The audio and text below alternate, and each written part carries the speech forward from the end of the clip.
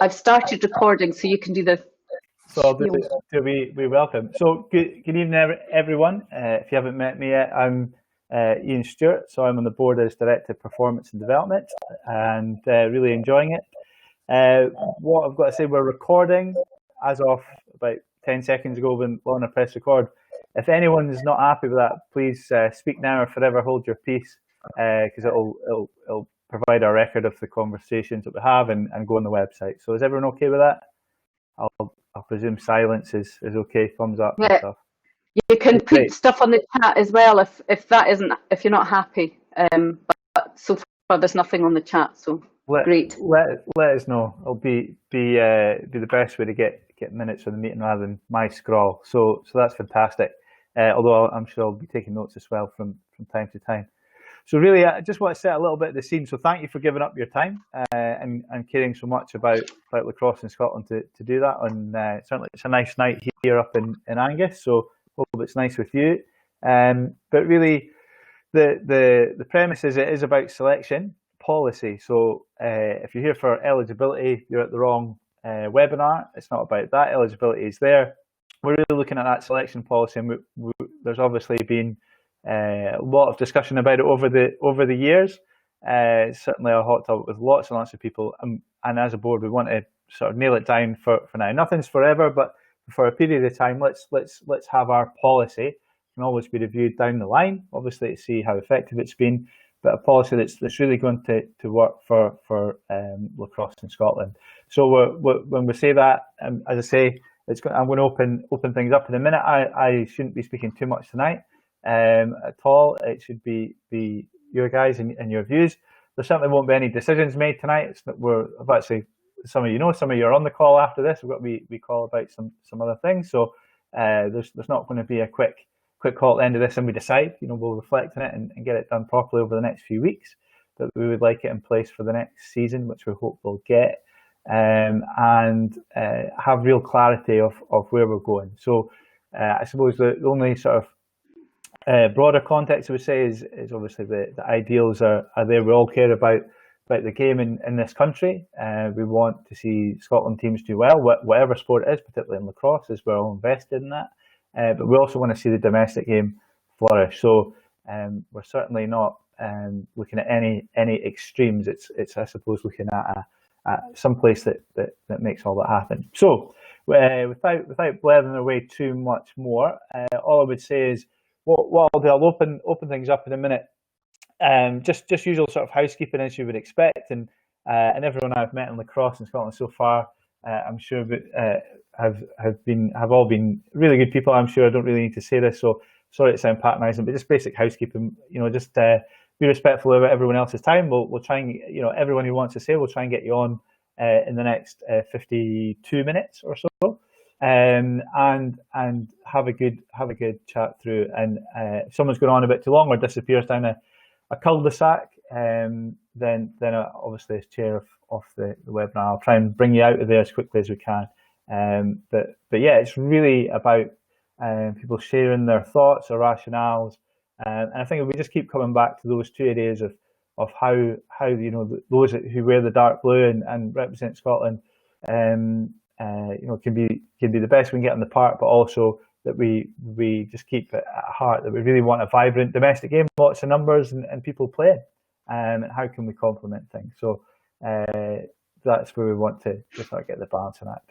So what I'll do is I say I'll be quiet. I might mute occasionally because there's two kids getting put to bed in this house somewhere else. So hopefully you don't hear any of those dramatics. They'll no doubt kick off in a wee while. But yeah, I want to really take a back seat and let you, the members, and those really invested in the sport, have your say. So would anyone like to start us off with some opening remarks? Any thoughts on selection policy from where we are just now?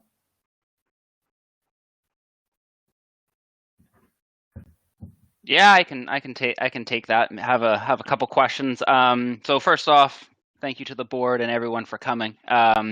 I think this will help kind of a lot of guys just kind of understand the position of Lacrosse Scotland, and how we are going to move forward, especially with a new field program on board that's looking really exciting, and bound for big things, and looking to build on the successes of the box program that we had in 2019 and continue to push that forward for 2022.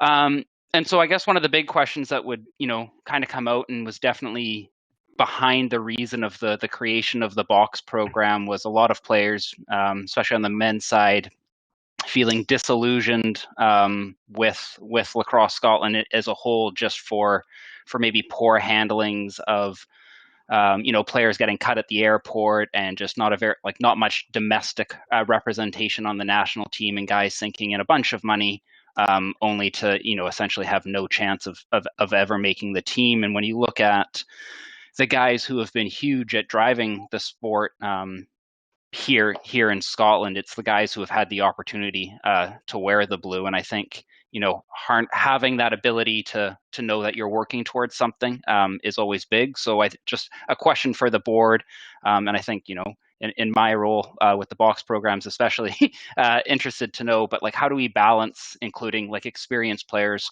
likely from North America on the national team, while also offering spots to less experienced domestic players, but still keeping the integrity of the selection policy and the honor of representing one's country. So, Ian, you and I have spoken about it before, but a jersey's earned, not given. You're not getting a jersey based on your postcode. But at the same time, there has to be an understanding that someone who's picked up a stick at the age of 18 in university is not going to be the same level as a player who's from New Westminster and has been playing since they were 6 years old and have had high level of coaching since that. So what's the board's kind of balance on that, and how do you see us moving forward?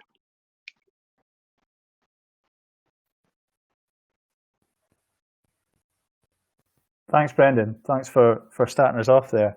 I'm just looking through as well some of the questions that came in beforehand as well, of a similar theme. I suppose as you alluded to there, the phrase that we never go far away from the phrase North Americans getting raised. So as I say, it's really not for myself or Lauren to come up with an answer here and now tonight. It's really a discussion. Here are thoughts on what you guys would like to see in that final policy. So to sort of turn it back on you, I think I know the answer. We've had a few chats, Brendan, but where would you see it? Where do you see the balance being between those things? So just so you don't get someone cut at the airport with someone, the phrase I've heard a lot, helicoptered in, who's never set foot in Scotland, who's no intention perhaps of even contributing to the development of it down the line. What do you think you would like to see? I mean, personally, from my standpoint of the box the indoor program, is that I would be looking, and the team I named in February of last year, all of those guys were playing in our domestic league, and that's something that I would continue to look, with the 3 players that we had to quote unquote helicopter in. 2 of them had asked to trial. And because of the selection policy that was in place at the time, we're told no. The way I would like to see it forward is that, everyone comes to Scotland to trial, understanding that the financial commitment for someone who's living in California to come that's a lot more than someone who's coming from London or Edinburgh to go to every trial. So maybe some understanding there, but essentially good pathways, and I think an understanding that if there's a North American player who can benefit the team and is bought into the team philosophy, and I think that's more or less what I would want to stress, is that it's a team philosophy. And it was said well in one of Matt's meetings the other nights, where the goal of these national programs is to better the level of lacrosse in Scotland. It's not, in my opinion, to give guys something to put on a resume. So if someone's able to come and help develop guys in Scotland, even if they're not able to be here every weekend, there is a value to that player. It's just up to, I guess, the managers and the board to show that we're not, just ferrying people in, and that the guys who do come out every day have an equal shot, for their role. So when you say develop, just to jump on that point, and thank for them all. Really good stuff there. You mean in terms of technically at sessions, because they've been playing for longer, they're technically more adept, or if they're here for a Saturday Sunday weekend before they fly home, we can stick them in a school with their Scotland gear on and do a talk or do some coaching, or both those things, or just trying to pick up what. But both those things, all like, I mean, even like I'll look to a player that we had on our team, Cole. I'm going to butcher his last name, Pacheski. He's a player who, yeah, Cole. Like he was unable to come over. He did not trial for our team. However, his attitude was spectacular. His ability is incredible. And the fact that in that tournament alone, I mean, we had 2 coaches, but Cole was able to teach guys on and off the floor. And I've seen guys in Dundee doing things that they learned only from Cole and playing with Cole. So, he was able to develop our players by just being there and having the right attitude of saying, like, look, guys, this is what we're doing. He wasn't trying to pull a hero show. And so I think, there is room for that. I think there's also room for guys, players who are North American based can really help us out with gear donations and all of that. So, I think stuff like that, all of those things I think could go a long way towards selection policy. Like I said, I don't know how you would phrase that or word that, but I think there is potentially a value in people who can't always come over. Can I ask a question? Can I throw that back to you? So how do you think we balance it? Because you can't actually have your cake and eat it. And what I'm hearing is exactly that. So how do you suggest there's a balance? What I would do, and this is how, I would like to frame it, and I don't want to step on anyone's toes or anyone feel free to cut me off and tell me I'm going a little crazy, but I think, in my opinion, if I have a roster of 23 players, each one of those 23 players has a role to play. I think I would prefer to have a Scotland domestic player in every one of those roles. But if I need a top righty shooter and our best righty shooter isn't as committed, then I don't think that they, if we have a player who knows they're guaranteed a spot on the team because they're the best right-handed shot in Scotland, but they don't show up to anything, that's poor commitment. So in that sense, I don't think you should be guaranteed a role. I don't know if there's a way that we can write in, and I don't know if we would want to write in, a percentage domestic representation, because that would also, if you only have 6 guys trial from Scotland, then you can't say all 6 of you make it. That's not fair either. So that's kind of, I guess, the point of this meeting is, what do people think? It's not for me to come up with the policy, but definitely got a lot of thoughts. Yeah, no, it's good. It's good. And this is exactly what we're wanting, is people to come up with thoughts, because we've got a draft, but we need to hear what you guys are thinking. Yeah. Can I one thing? Go, Jamie. Previously on selection policies, I've been involved in quite a few teams, and the policy has always been where there's players of equal standing, the Scottish player would always be taken. But following on from what Brendan said, there was always a kind of easy loop there that you could always just go, the Scottish player is never going to be that level. So although we don't want to be putting in a hard cap or something, there does seem as if we need to have some positive discrimination, maybe at some points, or benefit of the doubt, or just giving them the opportunity. So again, I think if there's, yes, it should be skill-based, lacrosse IQ-based, but a large part of it needs to also be like commitment, teamwork, their involvement with everything, because again, they could be the most skilled player, come over to all the trainings, but if they're just not following the programme, not kind of making the other players feel rubbish, that's not going to be who we want in the team. So it's, again, with the selection policy, it's kind of putting in place those character attributes as well, and then actually selecting on them and not just having them there for the sake of a tick box. Mm-hmm. And I guess building on what Jamie said, and I think that might factor in, and it's another question I would have, but what does, and maybe this can be stated, but what does the board see as their number one priority? Is our number one priority to be in the blue group and compete for gold, compete for top 5, or is our number one priority to develop and build players, because I think if you look at previous teams, you pick your best team available. I did not pick my best. We could have come top 5 if I just picked, the NLL guys who have a Scottish heritage, but that was not the point of our program. And, with board backing, I think it will help bring a lot more players back into the sport and help boost our trial numbers. Yeah. No, we want our, you go in. Sorry, yeah, we want a vibrant domestic game. I mean, I don't think, Matt can correct me if I'm wrong, I don't think at any point in the recruitment process we mentioned a medal. It may be lovely, but we're not saying go and win the world championship. We're saying let's improve lacrosse in Scotland, and what that looks like will be success if it moves forward in terms of participation numbers and strength, more fixtures being played. All these things we actually do almost in some ways don't know some of the metrics because we just want it to be positive and moving forward and growing and developing. So we hope this policy, and Jamie's alluded to, there's no point just having it. We want to enforce it.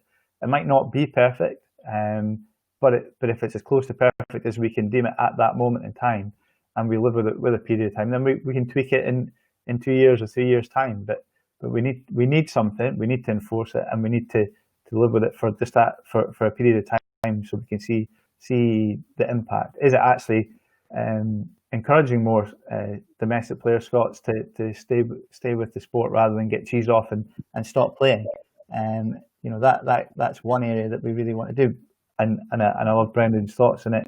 As well. We don't just want to pick Scottish guys just for the sake of it as well. We've got to have guys that earn it, and Matt's setting up a fantastic program that's going to be really, really top class, and there will be standards that need met. Fitness standards, tactical commitment. Just on that, and anyone chime in here, but I think everyone that's spoken it's something that's resonated. I mean, what are we thinking of a North American player? How often do we want to see them over?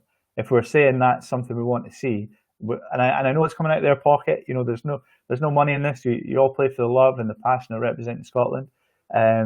What do we think? There's the extreme of every session, which I don't think is very affordable, and there's not at all turn up at the championship, which I'm guessing from all speakers so far and everyone I've ever spoken to, it's not really what we want. So somewhere in the middle, what's our thoughts? How often do we think our national coach should see them in terms of commitment, of giving back to the game here, of giving to the other players? Because that's coming through strongly that we feel they can really bring on our domestic players. So interested on anyone's thoughts on that. How often should these guys be expected to come over? Can I jump in on this one? Go for it, Jamie. Again, I know it's quite difficult to figure out where to draw the line on this. So again, if you look at a few other countries that have tried the kind of development focus that we're doing as well, I think we could follow a kind of model and still add our own. But each year, we have a cycle and a team will work its way through it. But pretty much each year, you need to compete to be the team that's to be on the roster going for the BNCs or the home internationals. I think if you're committed to the program and want to be part of this program, asking you to come over at least once a year isn't too big an ask. If I wanted to go play for Poland, Italy, Latvia, that would kind of be a minimum standard. And I don't see that being too difficult to ask to trial to be part of the team for that year. And one thing I would like to see implemented is that we make sure that these trials are in Scotland as a minimum. Quite a lot of even trials being used using tournaments outside of Scotland to trial, like the home internationals, the Nick Kehoe.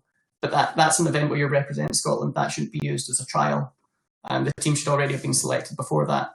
And again, we've had other Scotland trials take place in California. That doesn't benefit the Scots, and that's a big commitment. Then you're putting that cost on the Scots. I think at least once a year and having that in Scotland every single time is a key measure. But happy to be talked down. Jamie, I completely agree with you, buddy. The one implementation that I would add, it should be in a 4-year interval. So if you're trying out for going forward, obviously, but if you're trying out for the Worlds in 4 years, I want to see it once a year between now and 4 years I don't want to see you once year 3, and then maybe once and then in year 4. I think there should always be kind of a dedication in advance, and that way, you're not just getting that guy that shows up the year of the major tournament and then completely ghosts you going forward. Yeah, and that's quite interesting because that's exactly what happens. The year before, as Jamie will know from being on the board as well, the year before a Worlds, we are inundated with eligibility inquiries and I want to play for Team Scotland. Folk just coming out the woodwork, and that's not where we want to be going. So, yeah. And here's an idea, thought, like, once again, this is something for moving forward, and I think we're at such a grassroots stage right now. But so I've had tons of emails of, guys, yeah, I'm eligible, I'm 16, I'm eligible, or, my grandma's from Glasgow and I'm eligible. But what I am encouraged by is that at 16, this player is saying, I'd like to play for Scotland, not I'd like to try for Canada, and if I get cut, I'll come play for Scotland. So I know we have a U19 men's team in the past. I would really be interested in looking at developing a junior box team where it is unrealistic to say that we will have a team of domestic Scottish players at the U19 level in both field and box in the next 2 to 4 years. However, if we could say, if you want to play for our men's senior team, we want to see that buy-in. So there is that reason to come out every other year. And by doing so, those players would then be teaching, that smaller group of Scots, and they would be raising their skills so they could get their friends involved and raise their skills. So it's essentially starting our recruitment and our selection at a younger age. So we're seeing buy-in from North Americans from when they're 16 and hopefully hanging on to them until they're 20, 24, 27, but it would obviously be more difficult for them to make the teams as it goes on, but they would be raising the level of Scots from a younger age. And the good news is we're going to under 20s, which will help us to a certain extent, but I have a funny feeling it's under 20s with no dispensation, so it might be give on one hand and take on the other, but they're moving the age for Worlds. So just on the coming over, I'm certainly getting once as a minimum. That's coming through. There's no optimum. Obviously, it'd be lovely that if they come over for every session, but that's obviously not realistic or financially viable for anyone. But is there a number that we would like to encourage them? I mean, 2-3 times in that year. I mean, I'm thinking with my coach, not that I'm a lacrosse coach, but in sports, you want time and task with your players. And as we've learned in lockdown, there's so much we can do through mediums like this and get points across, technically, tactically, what have you, build cultures and stuff through calls like this. But just interested if, what's ideal. I'm sensing one's maybe a minimum. How often do we want them over? Yeah, I'll come in here, Callum Barrett. I'm just going to say once for a regular session, and then if they get selected for either the home mitts or the NKI or both, that as well. I think that's a good balance. Requiring any more than that, I think, is a large financial hit for guys that are, maybe don't have the money to come over any more than that. But I think at least once for a regular training session has got to be the minimum. I would as well, too, try to stagger that so you're not having 20, 30 North Americans come out over, March break or spring break, or, have another 20, 30, not show up over Christmas, which I obviously completely comprehend. But I think, if you were to stagger the amounts of, people flying over throughout the year from a coach perspective, and even from a numbers perspective, I think you're going to benefit from that much more than, everybody showing up at the one time. And it could be good to split the positions as well, if that was the thing, because if these guys are really experienced and can learn a lot, it would be good to get one from attack, defense, and goalie as well, and not just a whole group in attack, showing up everyone else who's there in one weekend, and then the rest of the weekends it's just the Scottish guys. Mm-hmm. Yeah. I mean, if I was a coach, I would ideally like to see them twice. Once before Christmas and once after Christmas. I think any less than that, and I would challenge how much value they can bring. Well, and I'm open for people to shout me down. No, I completely agree. Obviously we touched upon it prior, but I think another requirement should just be you need to bring X, Y, Z. You need to bring 5 balls every time you show up. You need to bring a stick. You need to bring something, and then that way we can start filtering that into schools at no real cost. I mean, I know what it's like. You got 2-3 sticks sitting in your garage half the time, but I think that should be something as well that should be taken into account. Is what you're physically bringing.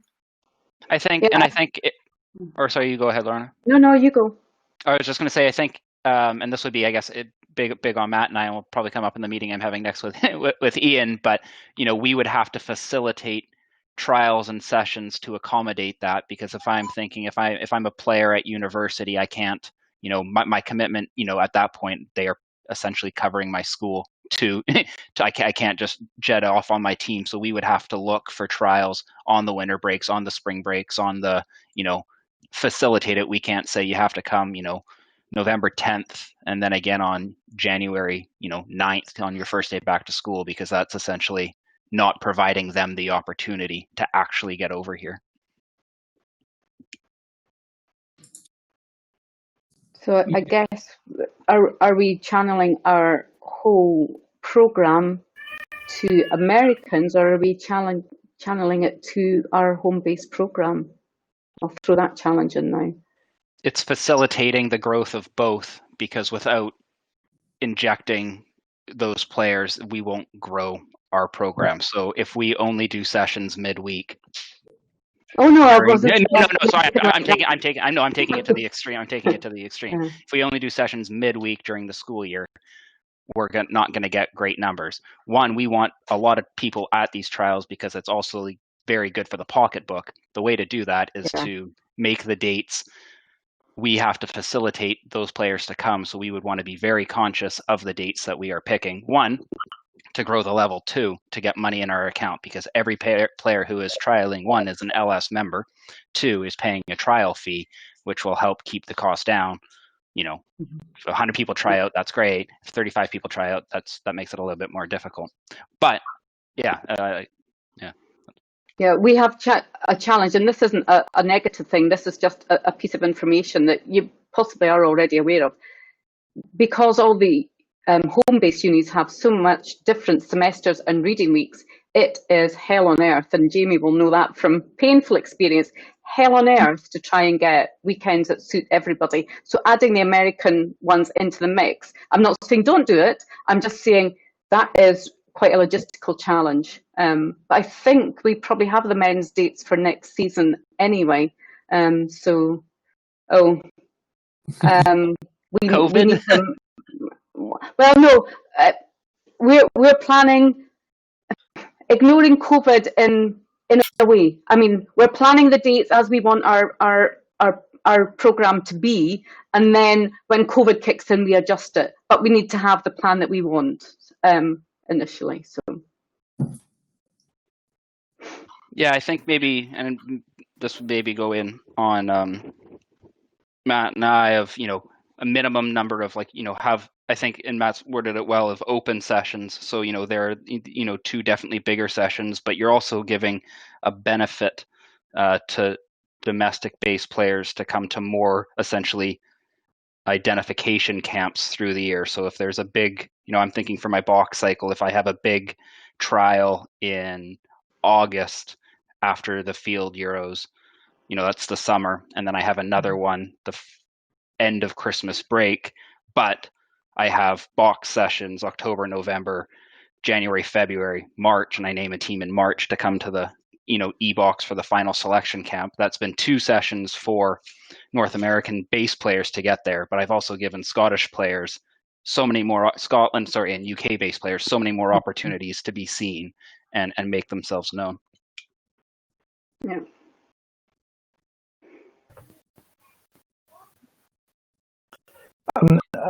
Lots of great thoughts. I wonder if we move it on a little bit and look at, without even getting to a set ratio or percentage, how quickly do we implement this? As I say, we want the policy to be in place for the start of the season, which we all hope will happen, COVID permitting. But is it a case that it might take us a little bit of time to get there? As we say, Lauren, I can jump in here if I've got a song. It's got 130 paid up men's members. It's not a lot. If we're being brutally honest and hard on ourselves compared to the women's game. So I'm wondering, we don't want to. We know it seems we know where we're wanting to go, but can we get there in 1 year, or is it maybe over 2 or 3 years to get to a point where actually we have the balance? I'm interested in folks' thoughts on that. Sorry if that sounds a bit of a half-baked idea, because it is. I've not really thought it through enough. I'm wondering what folks' thoughts are. No, I get your point. Like, do we put in a cap and then not have the ability to kind of match that cap and put out a team that is properly credible for us? Again, this goes back to my personal opinion, where we set the standard of what's a acceptable standard to put out. Again, in Scotland, we've got great athletes even within that very small number, and we could quite easily put out a squad that would compete very comfortably between 12th and 20th in the world and do a good job, get a few wins, get a few losses. And again, you've already seen that with the box, with a mostly domestic team still represent us in something to be proud of. Those probably going to be more losses than wins the first couple of years if we go with that kind of higher cap, but it pays off. A prime example is look at Wales at the 2016 Euros. They were competing in the bronze medal match. If you go 4 years previous to that, the results weren't great, but it's because they decided to give these guys the chance and allow them the game development and move them through that cycle. They're probably not going to be good enough right at the start, but you need to give them that chance to kind of learn and get that game experience. So I think we could at least implement a minimum standard just now, and I think 50% UK-based players is more than reasonable, at least for this championship. I think when you look to the successes of the Swiss program, which is I know what the box program really pushed. I think Germany, their field and box program have been, so many domestic players, and Matt did a great job with that team of just, you're getting guys to buy in, but the buy-in helps so much when you know that you have a shot. Australia as well, they have a huge domestic league, but the reason they have a huge domestic league is because all those guys know that they have a shot to make it. They do goalies. You're going to need a North American, if they want to keep climbing, and they brought one, but it's like the rest of those positions were guys, who knew they had a shot. And I think looking to what Matt did with Germany and what the Swiss have done with box, there are success stories. It's just, there has to be buy-in as well from coaching and management and all of that, and it's something, I'm aware of. But I agree with Jamie. I think there's definitely success stories to be seen and looked at as case studies. Yeah, that's a number I'm looking at as well as 50. I think we have to start somewhere, and I think we shouldn't set the bar too high, but we have to give our guys an opportunity to think they've got a chance, because I think there's a lot of disillusionment that there's no point coming along because somebody's just going to swan in and take the place. If they know that 50% of places are available to people playing within the UK, then my goodness, are they going to think I stand a chance instead of, well, somebody's going to swan in? The other thing that I think from the coach's point of view is to know that the board supports you 100% if you don't get a gold medal, if you don't get into the blue division, because that's not what our strategy is at the moment. And I know from working with American coaches that the mindset there is performance, results, and their jobs depend on it. And the message from me on the board is that's not our style here, that's just not our culture, and that's not where we are at the moment. So please feel confident that you don't need to get a medal as long as we can see the program building and the talent increasing, etc., etc. So just be comfortable that we're not all about results. Results are lovely, but we need to up our numbers, and success will follow, as Ian's just said earlier. but just be confident you have the backing of the board.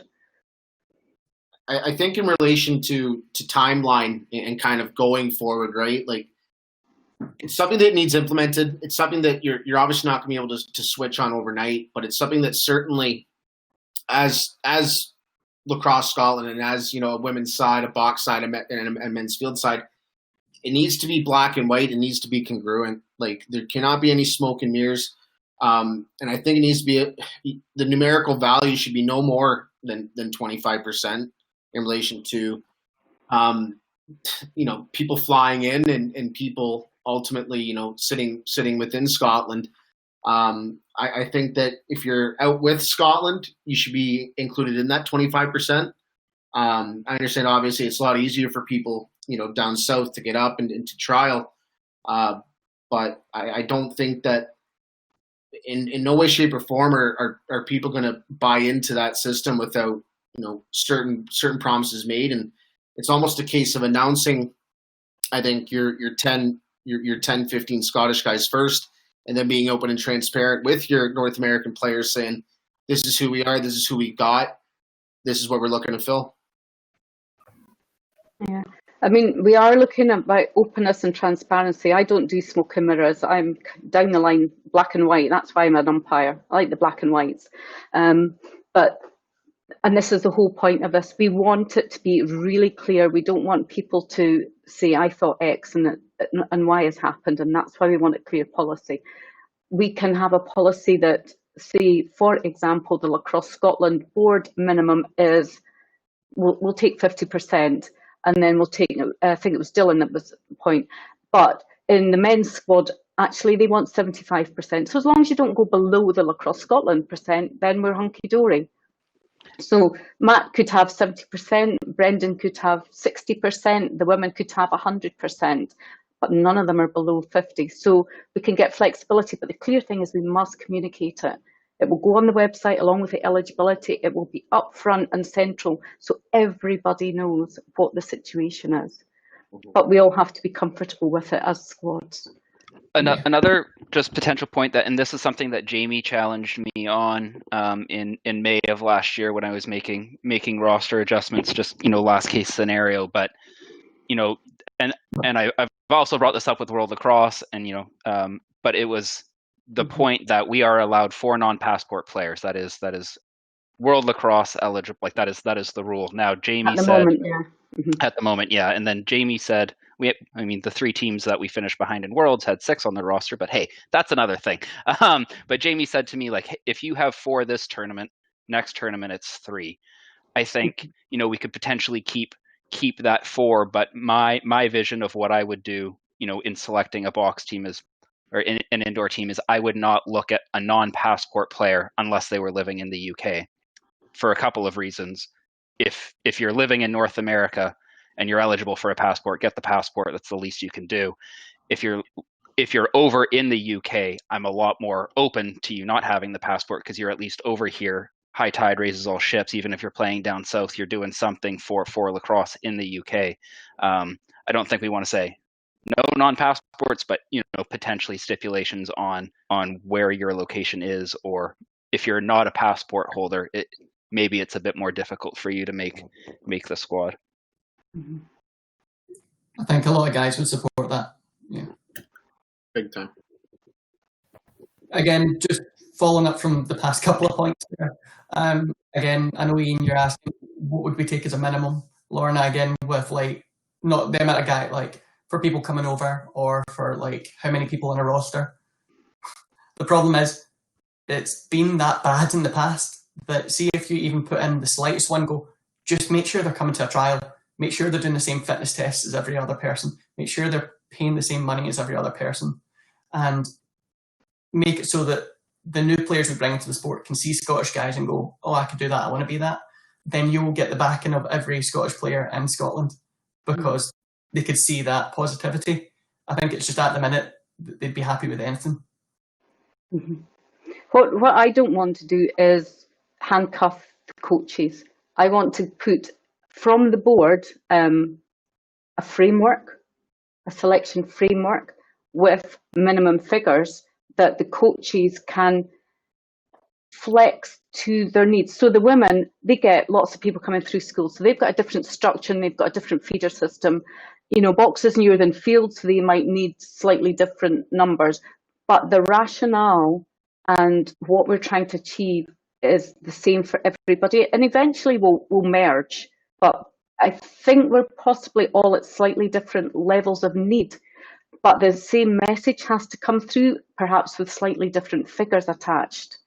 But I think we should have a consistent message. So I don't know what that thought or idea, you go, well, that's rubbish, we need something more. So please pitch in and help us form more ideas on that.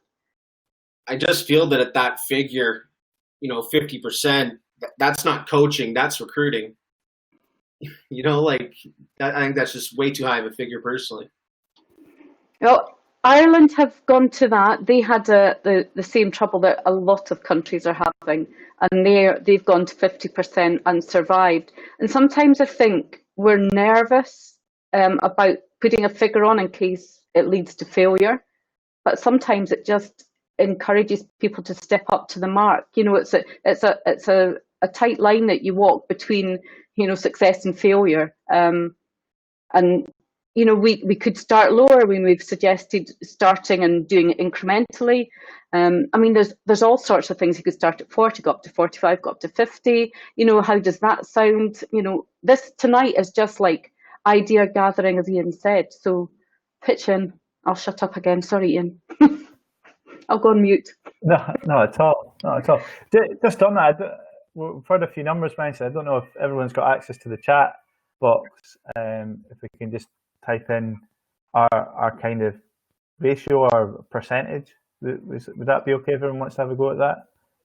If you can't, if you're on a mobile device or something that's not working for you, just feel free to shout it out, and we can. It just helps us go away from here, and with that little bit of consensus from all you people that have given your Wednesday evening up. So I think it's just top left for me. Yeah. Just put in what you think. So I'll give you a couple of moments to do that. Is there any other aspects that anyone would like to add in? There's just something coming. It's been mentioned a little bit. We haven't really talked it through. There's obviously folk that aren't in Scotland, but there are other bits of the British Isles that they're down south or whatever. Is there anything there? It's still a trek to get up from the southern. Well, Coach Bagley will be doing it regularly. They can hitch a ride, but it is hard to get from certain bits of these islands for a weekend. But we're saying, look, we want this commitment. You've got to get there. There's costs, everything coming out of people's pockets. What's your thoughts? There? They're closer to home. They're not a flight away. They're maybe a train ride or a car ride. What's the thought there? It's got to buy in and get up the road. I think you're absolutely right. At the end of the day, if you're Scottish, you're Scottish. But I've used this saying before, where a dog born in a stable doesn't make it a horse, right? So when I'm glad we're recording this. We've got that time, but it's there for posterity. So when I say Scottish based, right? If you look at domestic lacrosse in Scotland, it's not just people that are Scottish, right? You got people from Latvia, Canada, America, England, here, there, and everywhere. So I think that should be taken into consideration as well. Is if you're Scottish, by all means, absolutely, you should be more than welcome to try out. And I don't even think you can put a number on it, because if you're Scottish and you're at a level, or if you're going down south and coming back up, then yeah, there should be some requirement. But if you look at a gut case, case point example would be a guy like Ryan Dewar, who layman's terms probably isn't eligible through passports as such or any documentation. But he's in Scotland. He's been in Scotland for 3 years, and by all means, he's been an absolute asset to kind of certainly the box program, and even helping out Jamie with the student team in that. So. Well, brilliant. I appreciate those thoughts on that. It's coming to a little bit in the comments here as well, which is good. It's another dynamic, isn't it? Is there any other aspects that anyone feels strongly on that we haven't discussed? We've talked about a couple of the big elephants in the room that I thought we would spend a lot of time on. But is there anything that anyone feels we've danced around or missed? Yeah, I'll come in here. There's been a lot of talk so far about national teams, but I think the real key lies in the development stuff in the step before that.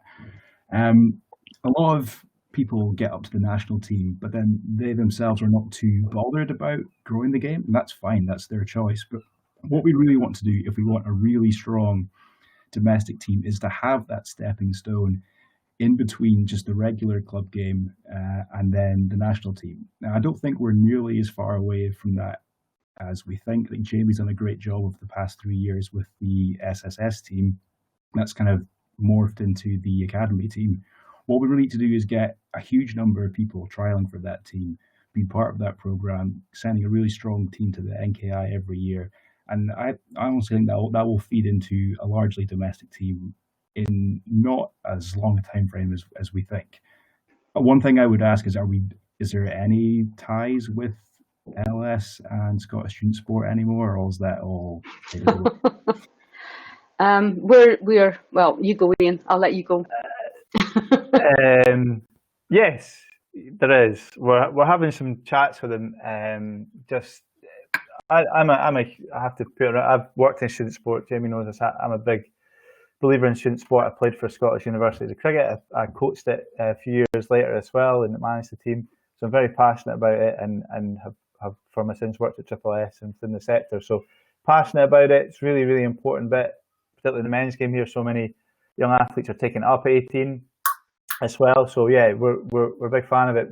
We're just why Lauren and I just chatting a wee bit. We're just having a bit of back and forth over a few things, just to make sure that we get the most out of our partnership. It's a little bit maybe, I don't know, it's not quite where it needs to be. There's a partnership agreement we would like to sign in. We just got to make sure that it's right for lacrosse, and it's probably not at this moment at time where we quite want it to be. But yeah, there's a place for student representative sport. I'm a believer if it fits into the overall calendar. Again, it almost goes back to sort of Brendan's point earlier.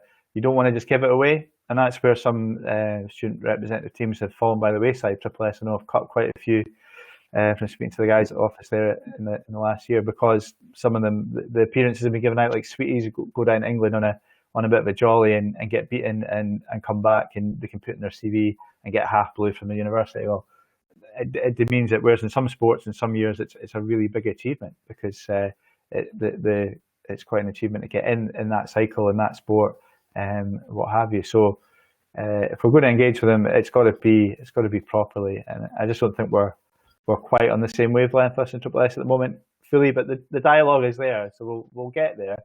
I think the thing that also comes up a lot, and this is too much for just now, it's, what do they play in? They don't play in Triple S competition, they play in Bucks as well. So they talk about the Bucks Wednesdays, and rightly so, because that's the competition they're playing in. Whereas Triple S is relevant, I guess, in a lot of student sport in Scotland, has always, not always been, but in recent times, because Bucks is kind of all powerful, if you like, in terms of the league structure. When you're talking about Triple S's relevance, it has been in running those national student rep teams in the various sports, and for good reasons that they've deemed, they've cut back on that, which has probably affected their relevance in some sports because they don't have them. But they've wanted those teams to be with integrity and of a good level, not just here's some appearances and some stats, if you like. So that's probably a bit of a long-winded answer, but yeah, to summarise, we want a good, strong relationship with student sport. I mean, in general, student lacrosse in general, not just Triple S, but also Bucks and all those clubs that provide these fantastic young athletes who have been playing other stuff till they're 18, and we get all their transferable skills, and obviously try and mould them into a lacrosse player in the coming years. With relation to that, so I was heavily involved in this Scottish student sport side of things, side of the game. It's hard because students don't tend to want to play unless it's Bucks. So that's where it was we were calling this the Scottish student sport performance team, but literally just turn up and you would have made the team, and then we were taking guys who effectively couldn't catch a pass and put them against Northwest. and they're just getting killed.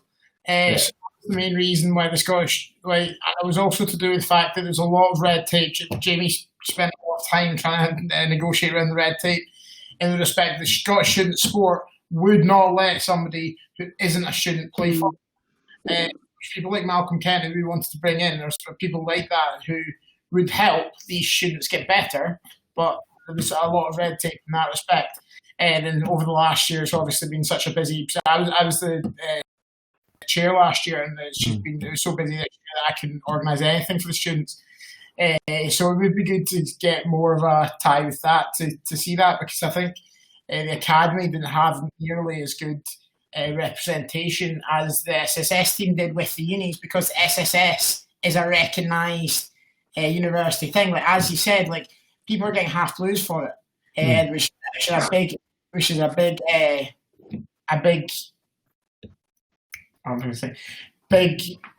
That's a big achievement. Yeah, and it shouldn't be given away for. Yeah, it should be earned, shouldn't it? It can't just be you got called up to make number 10. You know, you earned it. I mean, I think there's still scope to. You could I'm not telling Jamie what to do. He knows the game far greater than I. But you know, there could still be a Scottish Unis game within the uni boys play the people who are gainfully employed, and a training game and things like that. So there's still ways to keep it alive. But yeah, I think we just need maybe a little bit more from Triple S, and we're on the case. We're going to push them a wee bit as well, and try and get that. But there's obviously red tape they have to go through, which you've got to appreciate. It's for students, so they're going to want students in their team. So I think the new model that Jamie's leading up, I think it meets our ends far better probably.